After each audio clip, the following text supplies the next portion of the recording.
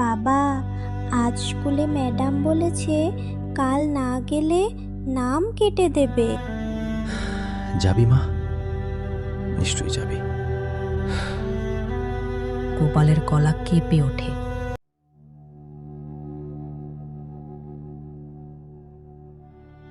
এই যে গোপাল, সারা দিন বসে বসে শুধু বাতাস খাচ্ছিস নাকি?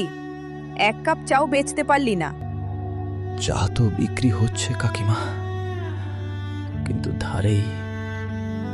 ধার দিয়ে সংসার চলে নাকি? আমার টাকা আজই চাই। কাকিমা রাগ করে চলে যায়। গোপাল চুপ করে ভাঙা কেটলিটার দিকে তাকিয়ে থাকে। বাবা, আজ স্কুলে ম্যাডাম বলেছে কাল না গেলে নাম কেটে দেবে। যাবি মা? নিশ্চয়ই যাবি। গোপালের গলা কেঁপে ওঠে। সে জানে কাল ফি দেওয়ার 1 টাকাও নেই। রাতে স্ত্রী মীরা কথা বলে, আজ আবার না খেয়েই ঘুমাবো? না, আমি কিছু একটা করব। গোপালের চোখে অদ্ভুত দৃঢ়তা। গ্রামের মোড়ে পুরনো মন্দির, মাঝরাতে জ্বলে শুধু একটা প্রদীপ। বুড়ো পুরোহিত বলেছিল যে প্রদীপ নিভে যাওয়ার আগে নিজের সবচেয়ে দামি জিনিস দান করতে পারে, তার ভাগ্য বদলায়।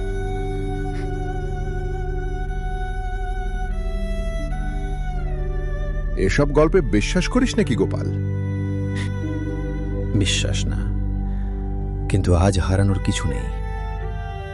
দামি জিনিস মানে শুধু টাকা না, কখনো কখনো মানুষ নিজেকেই হারায়। এটা মনে রাখিস গোপাল।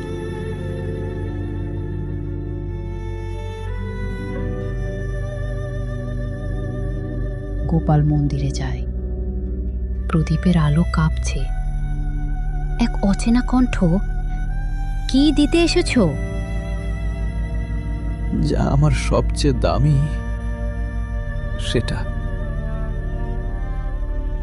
তাহলে তোমার চোখ বন্ধ করো। প্রদীপ হঠাৎ নিভে যায়। সকালে গোপাল জেগে দেখে তার সামনে ভর্তি টাকার থলি, কিন্তু তার কণ্ঠ নেই। সে কথা বলতে পারছে না। মীরা ভয় পেয়ে যায়। তুমি কথা বলছো না কেন? গোপাল কাপা হাতের ইশারায়, আমি আর কথা বলতে পারবো না। আমি কথা বলার শক্তি দিয়ে ভাগ্য কিনেছি।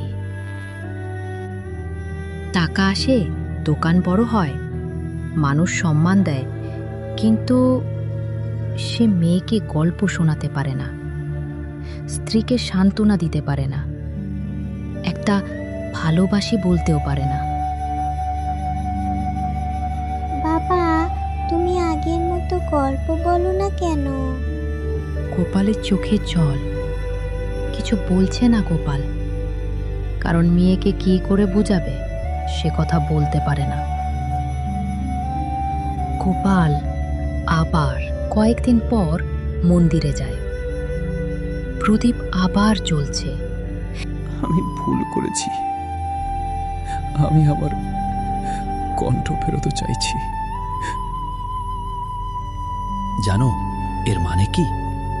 জানি, সব হারাবো। প্রদীপ নিভে যায়। সকালে গোপাল কথা বলতে পারে, কিন্তু টাকা নেই। দোকান আগের মতো ছোট।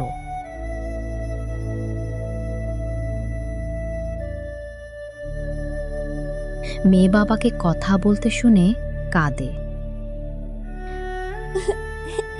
বাবা, তুমি কথা বলছো?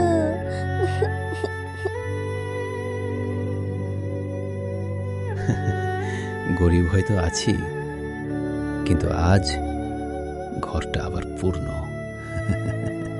একদিন এক এনজিও এসে গ্রামের বলে, এই কাজের লোক আছে নাকি? সবাই গোপালের সততার কথা বলে। আমরা এমন মানুষের খোঁজ করছিলাম।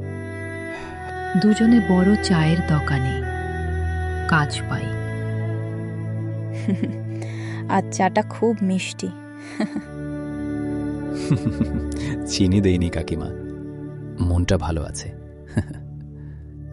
মন্দিরে সেই প্রদীপ নিভে আছে।